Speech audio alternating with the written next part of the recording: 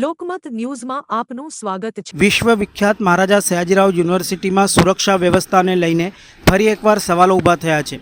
યુનિવર્સિટીમાં સુરક્ષા કામગીરી સંભાળતી ફાલ્કન સિક્યુરિટી એજન્સીના કર્મચારીઓ પગાર મુદ્દે હડતાલ પર ઉતરી જતા સમગ્ર કેમ્પસમાં થોડા સમય માટે સુરક્ષા વ્યવસ્થા ખોરવાઈ હતી।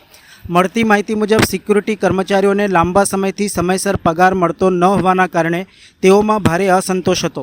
ગતરોજ આ મામલે કર્મચારીઓએ અચાનક ફરજ છોડીને વિરોધ નોંધાવ્યો હતો, જેના કારણે યુનિવર્સિટીના મુખ્ય પ્રવેશદ્વારો તેમજ કેટલાક સંવેદનશીલ વિસ્તારોમાં સુરક્ષા કર્મચારીઓ ગેરહાજર જોવા મળ્યા હતા। પગાર મુદ્દે ઉગ્ર બનેલા કર્મચારીઓએ એક્સપેરિમેન્ટલ સ્કૂલ ખાતે સુપરવાઇઝર સામે વિરોધ વ્યક્ત કર્યો હતો। કર્મચારીઓએ સુપરવાઇઝરો ઉપર હેરાનગતિ અને શોષણના આક્ષેપો પણ કર્યા હોવાનું જાણવા મળ્યું છે।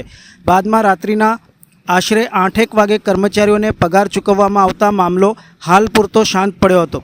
જો કે આ ઘટનાએ યુનિવર્સિટીની સુરક્ષા વ્યવસ્થા અને ખાનગી સિક્યુરિટી એજન્સીઓની કાર્યપદ્ધતિ અંગે અનેક સવાલો ઊભા કર્યા છે। હવે યુનિવર્સિટી વહીવટી તંત્ર આ મામલે શું પગલાં ભરે છે તે તરફ સૌની નજર રહેલી છે।